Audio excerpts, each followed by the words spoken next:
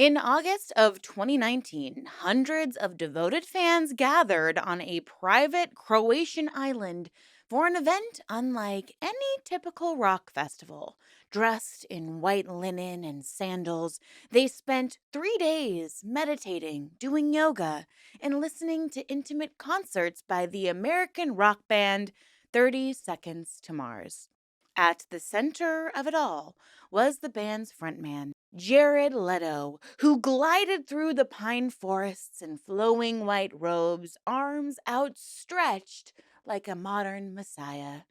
In one now famous photo, Leto stood on a cliff with his arms raised while dozens of fans below mimicked his pose in silent reverence. The band itself shared these images on social media with a winking caption: "Yes, this is a cult. Hashtag Mars Island." Great. That provocative post set off a flurry of headlines and online chatter. Was Jared Leto, an Academy Award winning actor and the charismatic lead singer of 30 Seconds to Mars, really running a cult? Or was it all a savvy inside joke taken to extremes? It's so funny to make fun of groups that constantly abuse people. Hilarious. They were trying to blur the lines between fervent fan culture and true cult line behavior. But did it really work? Because over the years, Leto and his band have openly referred to their fan base as a cult, albeit playfully, but their most dedicated followers, known collectively as the Echelon, have embraced a strong communal identity, often likened to a religious fellowship or family. Meanwhile, the band's exclusive fan retreats, from California's summer camps to the now infamous Mars Island getaway, have only intensified outside perceptions that something quasi spiritual or cultish is afoot. And today, we are going to unpack all of it. So sit back, relax, and take a deep breath. It's time to let the fresh air in.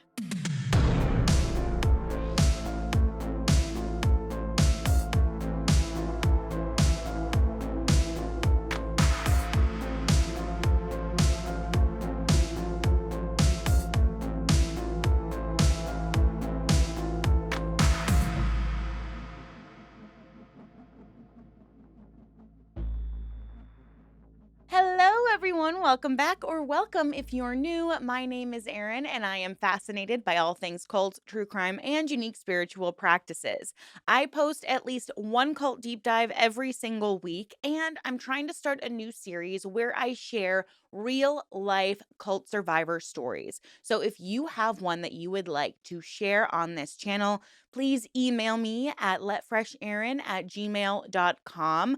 I'm looking for people who are open to me sharing the emails they send regarding the story of the cult they're in, or even people who would like to be interviewed and share their story about the cult they were in or otherwise abusive relationship.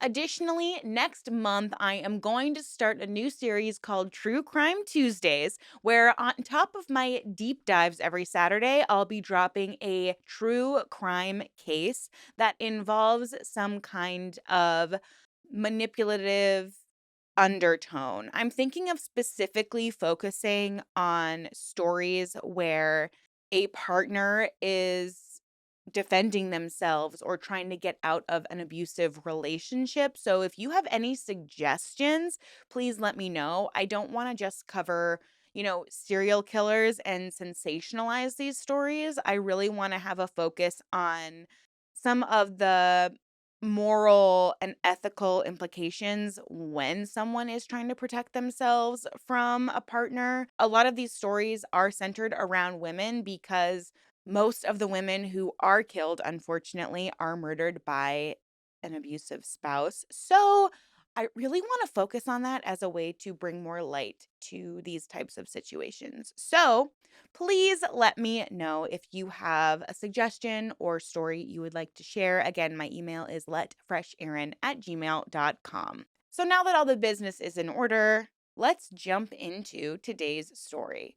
And today we're going to go through the entire timeline from the culmination and the creation of the band 30 Seconds to Mars all the way to where we are today when it comes to Jared Leto and his fan base.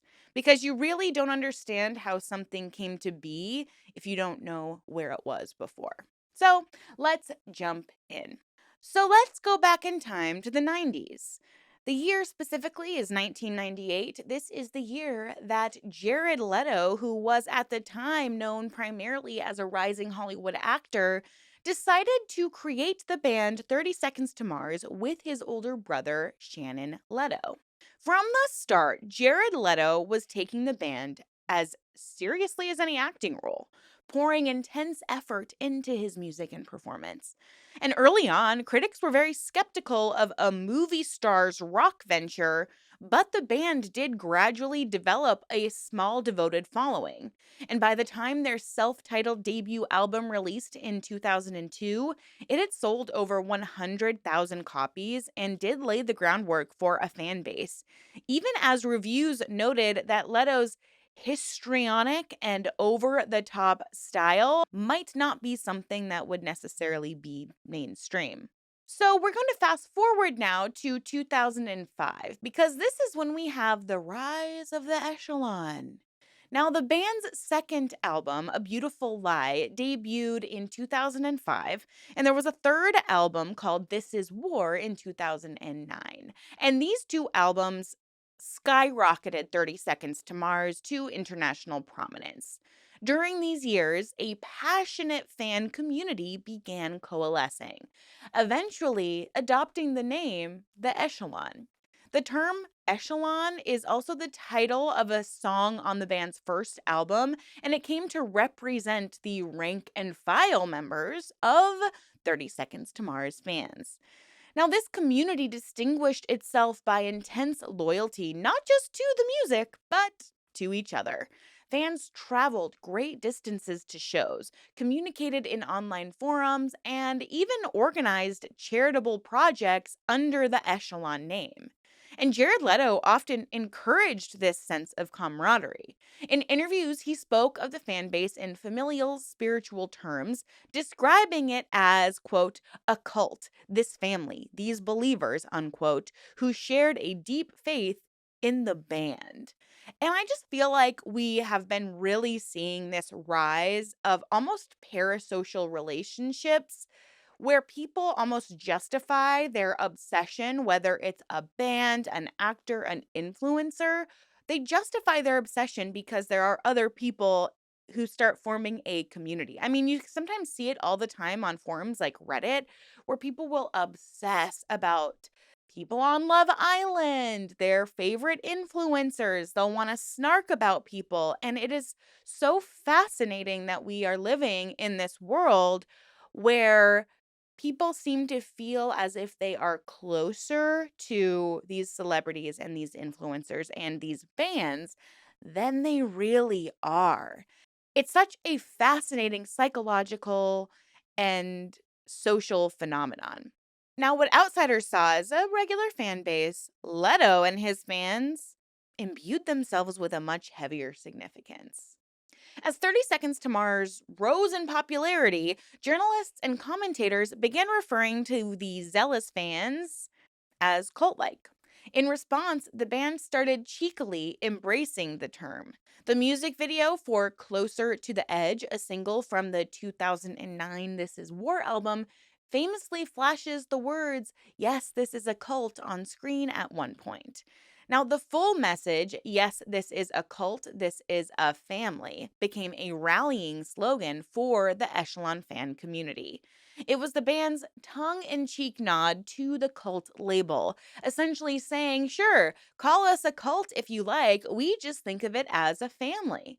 Which is kind of what every cult who claims they're not a cult does, just in general across the board. And whether or not you consider a fan base a cult, in my opinion, it shows how uneducated you are if you are just doing it as a tongue-in-cheek, silly way because there are people who get so harmed in cults. It's almost like being like, "LOL, yeah, if you say I'm an abuser, I'm an abuser, LOL." It's not funny, and it's not cheeky, and it kind of makes me personally lose respect for Jared Leto and the band. Years later, fans would start printing this slogan, "We are a cult," on signs and t shirts, and the band itself would reference it frequently on social media and on their own merchandise. And so between 2010 and 2013, 30 Seconds to Mars cultivated some very unusual interactive relationships with their followers. For example, the band held global fan gatherings called The Summit, where hundreds of fans contributed gang vocals like stomps, claps, and shouts that were recorded and incorporated into the This Is War album. They also re released This Is War with 2,000 different album covers, many featuring photos of individual fans. And this is a move that made supporters feel like they were directly part of the project. So, this all in fan engagement fostered an environment where devotees felt a near spiritual connection to the band's work. In interviews, Jared Leto noted that, quote, "If people like 30 Seconds to Mars, they really, really, really like it," unquote, acknowledging the almost religious fervor of their organization. By 2013, he was candidly calling the fan base a cult in press remarks, albeit with a smile, but I just don't think it's that funny. He would say that it's a joke. It's a response to journalists saying you have such a cult following. This is what Jared Leto would try to explain later. But nonetheless, the idea of the band as a cult was now part of its identity. They would joke about it internally, and that in itself added a level of mystique. So, in 2013, 30 Seconds to Mars really leaned into quasi religious imagery and terminology. They staged a series of intimate performances in churches and small venues that they dubbed Church of Mars concerts.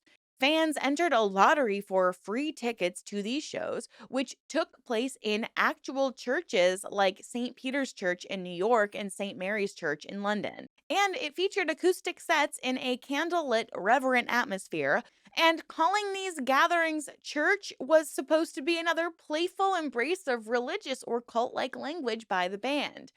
Meanwhile, Jared Leto's on-stage persona had evolved into that of a charismatic, sometimes grandiose figure who would encourage unity and passion among the crowds. He often appeared shirtless or draped in dramatic outfits and would even at times wear a white cloak. So, this would further fuel the rock messiah image in the eyes of some critics. By this point, media outlets like the New York Times Magazine were noting the almost spiritual devotion of Mars fans. In one 2013 profile, Leto addressed the cult reputation directly, reiterating that yes, it's a cult, it's a joke. It was all just a response to the band's unusually intense following. That Leto and the band is directly encouraging. I'm sorry, but this is behavior of someone who is trying to act like, "Oh my gosh, no, no, no, no, no. It's just the fans being fans. LOL. The fans are just being devout fans, but you're playing into it with the imagery. It's like subliminal messaging. It's another form of indoctrination." But whether this is tongue in cheek or not, the descriptor was sticking. Now, a major turning point came in the summer of 2015 when 30 Seconds to Mars launched Camp Mars, a 3-day wilderness retreat for fans. From August 22nd through 24th of 2015, about 550 fans converged on Camp Mountain Oaks, a campground in Malibu, California, for what the band pitched as a summer camp experience with the Mars family. Activities ranged from the ordinary hiking, archery, swimming, and campfire sing alongs to the whimsical, like raising the flag yoga sessions with Jared, and even potato sack races. In the evenings, 30 Seconds to Mars performed full concerts, which Leto took to calling the Church of Mars performances, and there were also DJ sets under the stars. The band members mingled with attendees during scheduled events such as coffee with drummer Shannon Leto and cooking class with Tomo, who was their guitarist at the time. Tickets for the inaugural Camp Mars were sold in tiered packages. A basic one-day pass, cheekily named the Deer Package, cost around $399 and included a day's activity plus an evening concert, but no accommodation. For those wanting to stay the whole weekend, packages ranged from roughly $799 up to $19.99 per person, offering varying levels of lodging from bring your own tent campsites to shared cabins. This is to see one band over 3 days. To put it into perspective, going to Shaky Knees Festival is not even $400 and you see multiple bands. Okay? Bonnaroo costs what? Between $300 and $500 to go camp for the entire weekend. And again, see a ton of bands. 30 Seconds to Mars was like, we're so special. We're going to invite you to see our show 3 days in a row for $2,000. So come watch the same band do performances 3 days in a row for $2,000 and camp. Look, I get it. I spent $400 to go see Kendrick Lamar this year. I get it. But I find it so self-indulgent to be like, yeah, we're going to charge quadruple the price of a full-scale music festival for people to just come see us. Because they're trying to promote that you'll have access to your cult leader, Jared Leto. Now, to further describe this top tier, almost $2,000 package called the Red Hawk package, this guaranteed a bed in a semi-private cabin or dorm, plus all your meals and activities. In promotional materials, campers were told to expect to share your living space and live in a wonderfully communal way for a hefty price. Now, this is wording that to some observers sounded pretty culty. And despite the steep price, the event sold out quickly, which is just a testament to the devotion of the Echelon. Media coverage at the time was mostly lighthearted as well. New York Magazine's The Cut ran a cheeky piece titled, "What Exactly Happened Inside Jared Leto's Summer Camp?" quipping that the gathering looked like a combination of Coachella, a work retreat, and a guilty remnant meeting. And if you don't know what a guilty remnant meeting is, it's a reference to an all-white Clad cult in HBO's The Leftovers. So, following the success of the first Camp Mars, 30 Seconds to Mars made it an annual event in Malibu. So, each summer, dozens to hundreds of fans attended these adult summer camps with the band. Attendees from these years would often describe the camps as utopian escapes, where fans could bond with like minded family and temporarily unplug from real life. I swear, anytime I hear the term like minded in any context, it raises red flags in my brain now. Many campers would return year after year, and this would only strengthen the bond and sense of a tight knit tribe. The band members, especially Jared, nurtured this bond by being totally accessible during the events and would foster inside jokes and terminology. Leto would often refer to the group as the Mars family, and the communal spirit was a point of pride.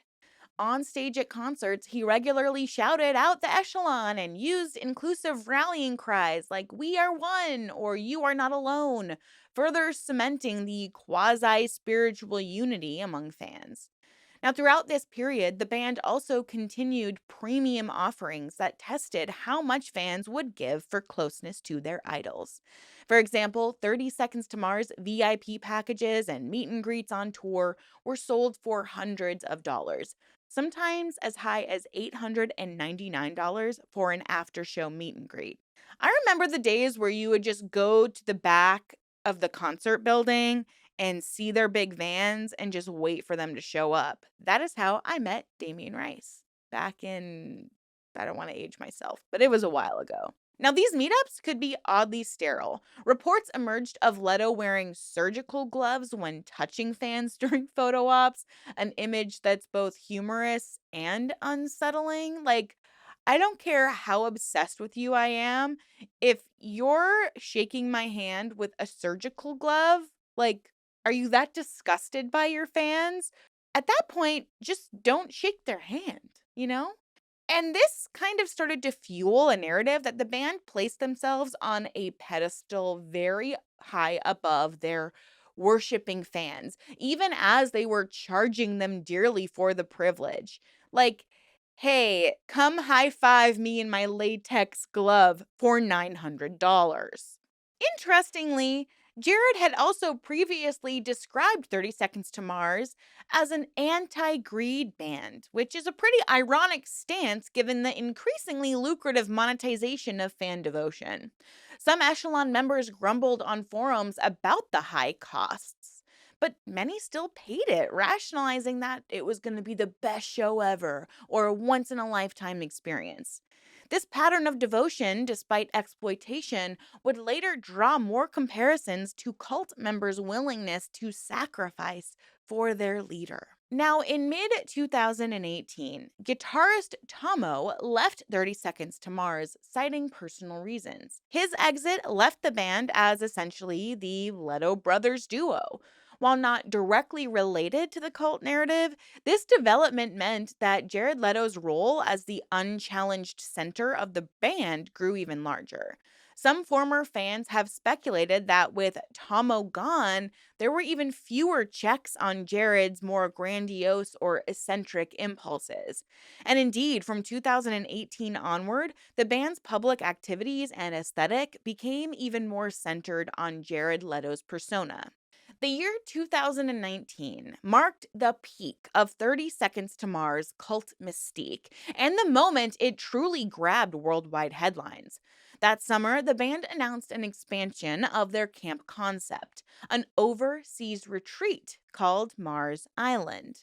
From August 9th through 12th, 2019, Jared and Shannon Leto hosted several hundred international fans on a private island in Croatia.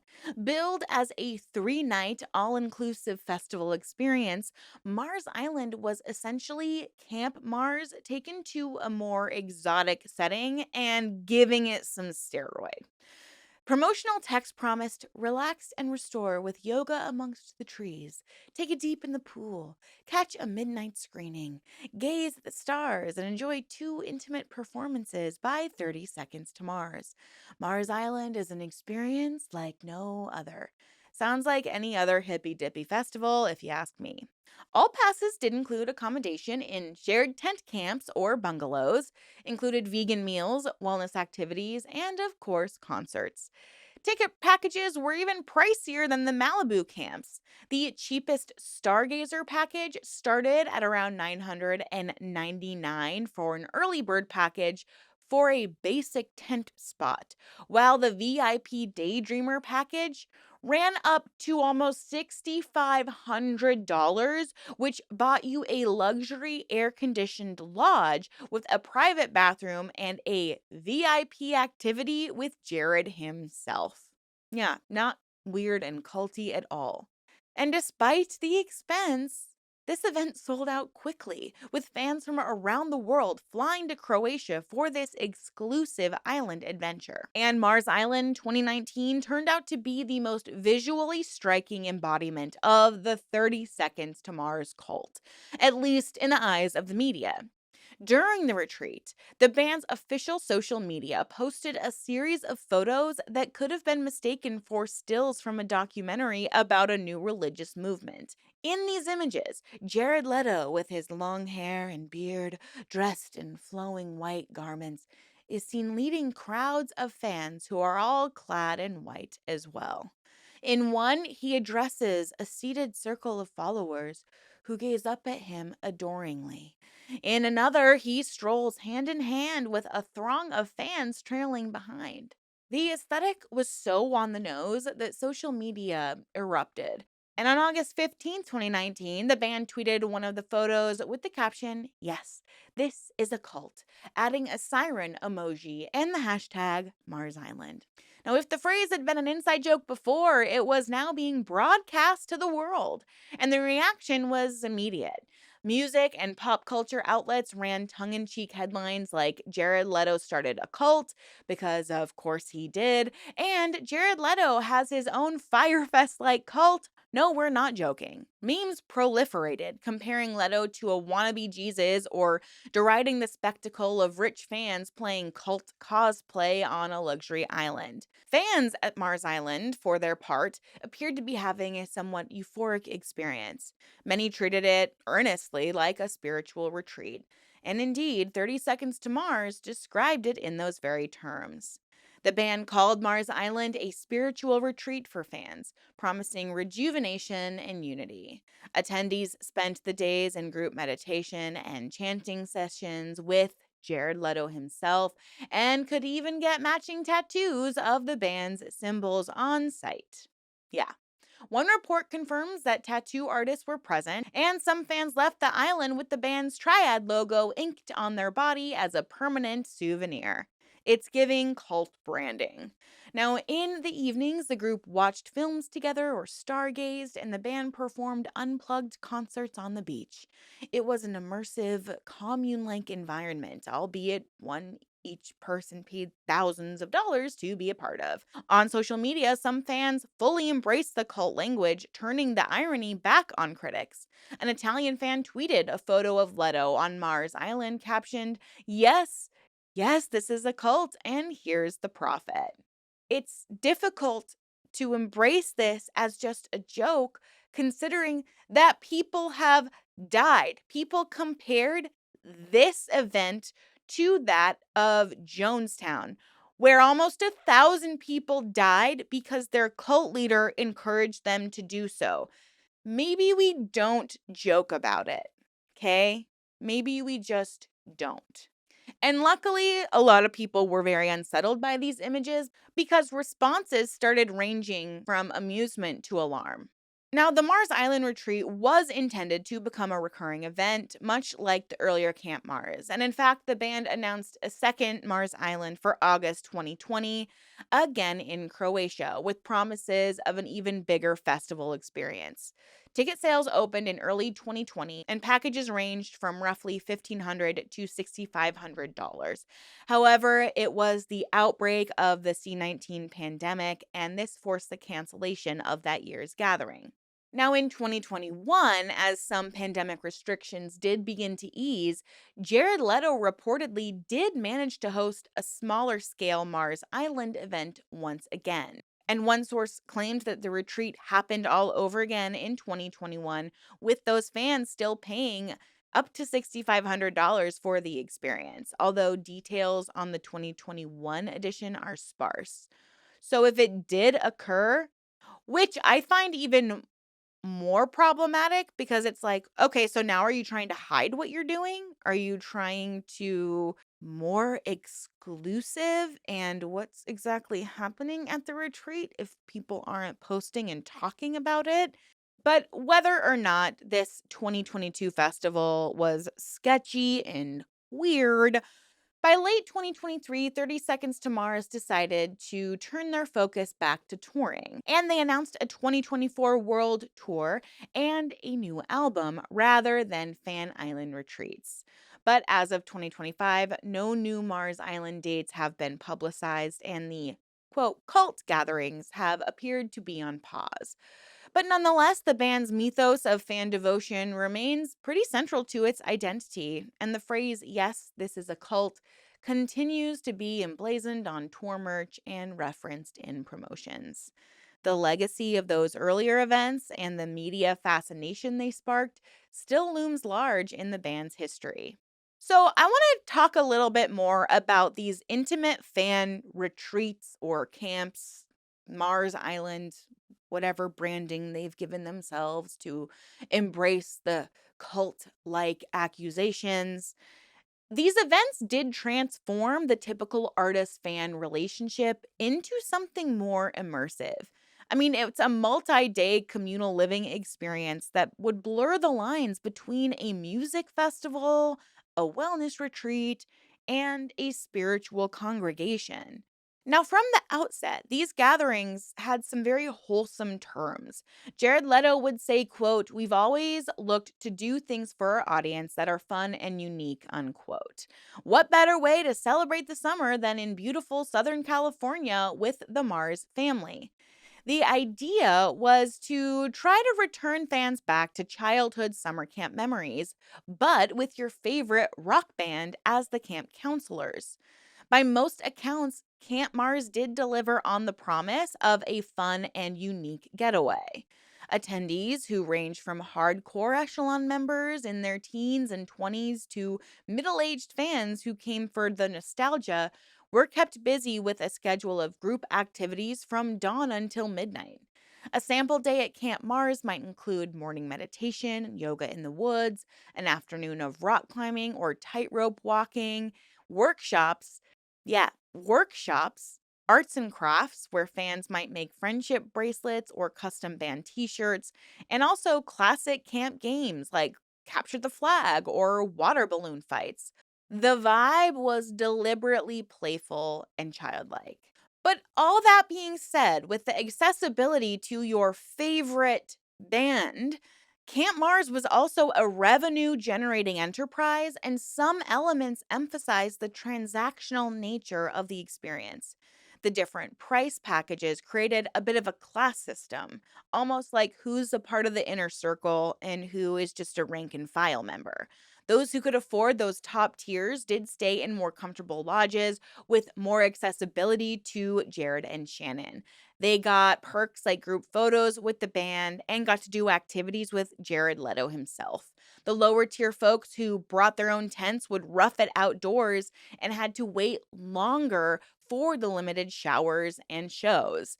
All campers got the same meals and had access to activities, but the stratification by payment did not go unnoticed. A few attendees later griped on fan forums that Camp Mars felt a little too commercial or that staff hurried people through meet and greet moments.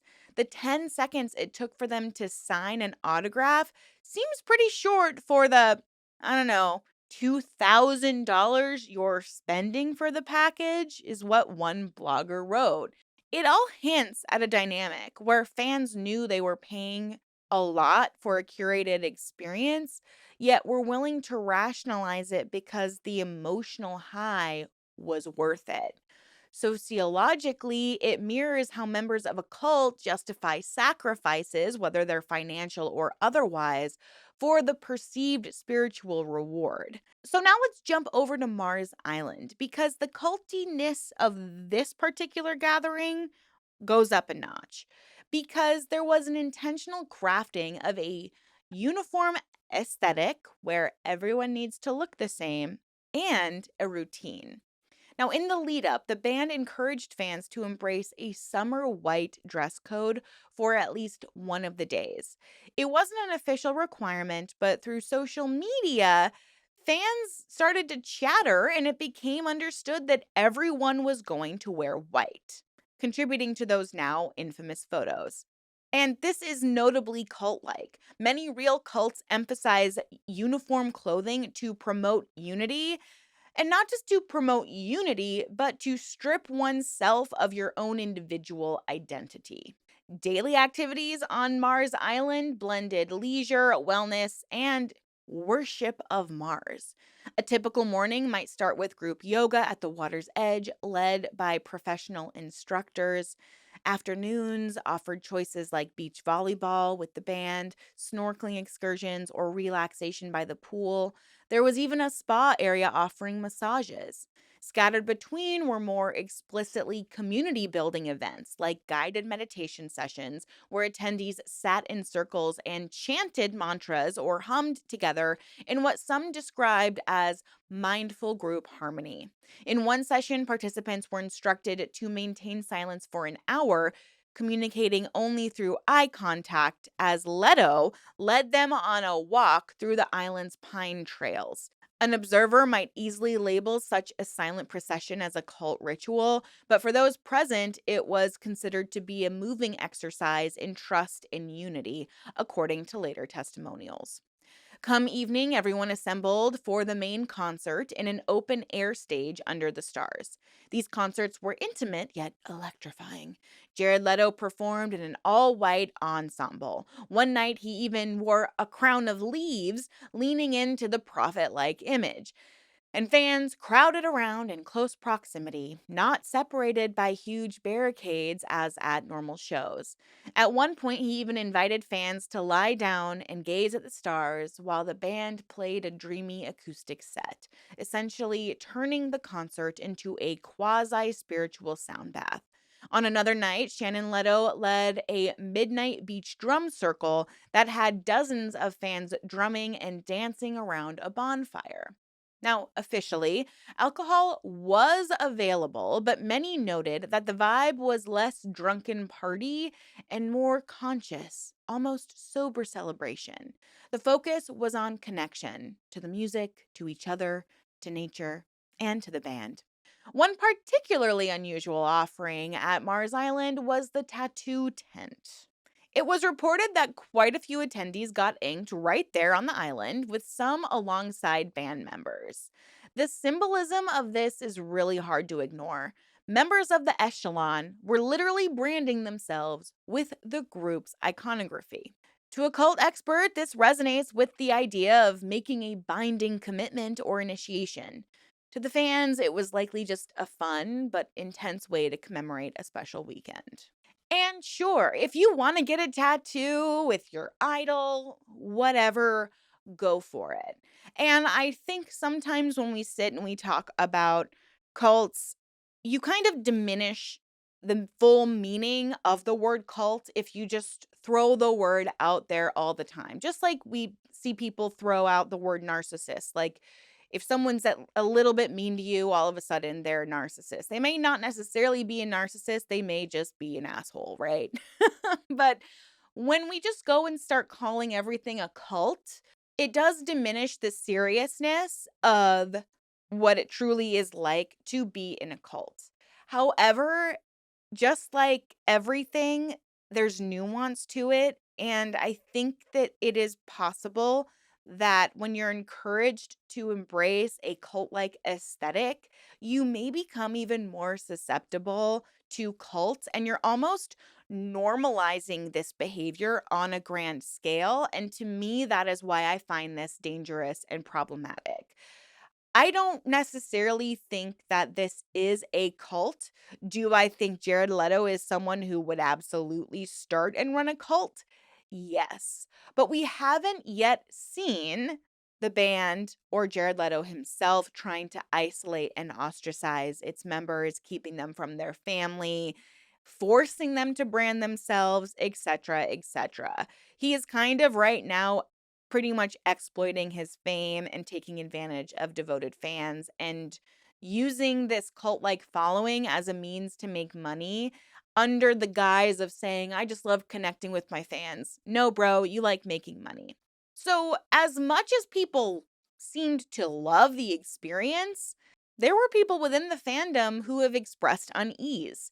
A few longtime Echelon members have publicly broken ranks, calling the retreats gimmicky or even criticizing Jared Leto for appearing egotistical.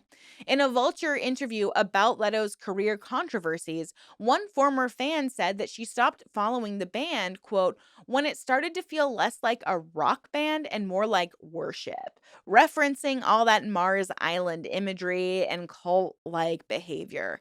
Because, yes, when we go through the schedule of the retreats, it does start to toe the line between spiritual retreat, camp experience, rock show, festival, and full blown cult. Because cults will structure your day in such a way where you have no time to yourself. You can't communicate with people from the outside world.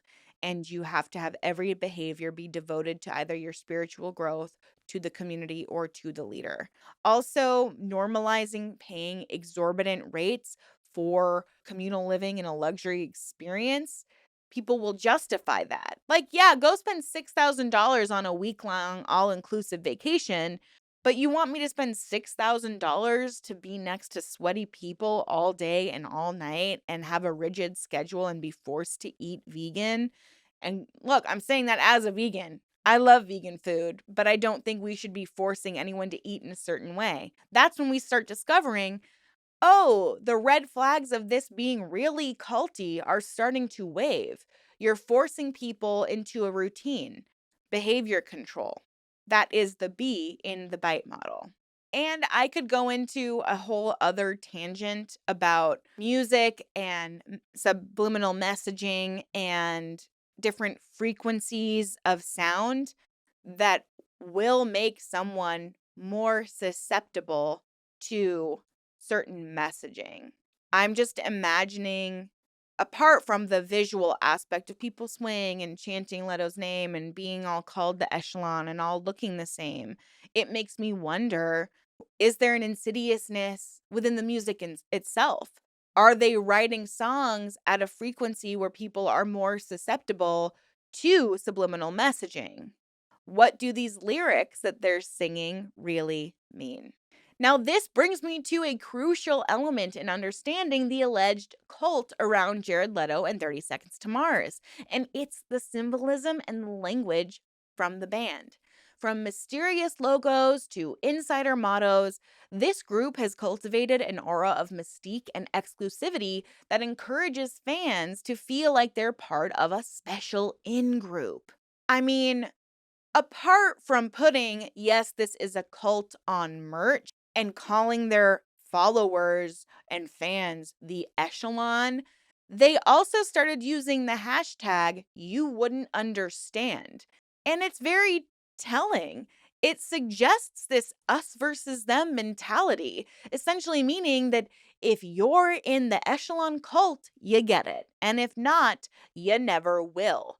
So this actively fosters an in group solidarity while dismissing any outside opinions, which is a classic trait of tight knit cults and fandoms alike. This idea of saying you wouldn't understand automatically creates a sense of exclusivity. If you're outside of this fandom, you don't get it. You're wrong and you never will get it unless you attend one of these camps or go to Mars Island. But you will get it if you just take a chance and experience it for yourself. That's what every cult leader says. I mean, this is coming from critics, not myself, but the group has been compared to Scientology. It was cited as a parallel where followers are conditioned to ignore all outside critiques just because outsiders don't understand. 30 Seconds to Mars aren't isolating themselves from society at large, of course, but this slogan of you wouldn't understand encapsulates a smaller form of insulation. It's like a protective bubble of we only care about what our group thinks. We're not going to listen to an outsider's perspective. And to the band's credit, they've mostly used, quote, yes, this is a cult with a sense of humor during their promotions.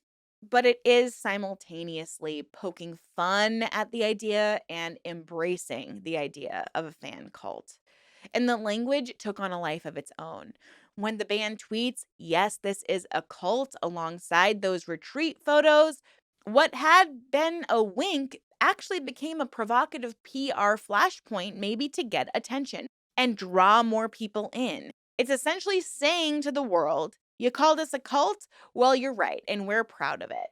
And the thing is, I think that like when you isolate any one event, any one post, you can see the tongue-in-cheek playfulness of it. Ha ha ha, he, we're a cult. But when you start to zoom out and see the bigger picture, most specifically when you see all of the other behaviors of Jared Leto, right? The way he's allegedly treated people on sets.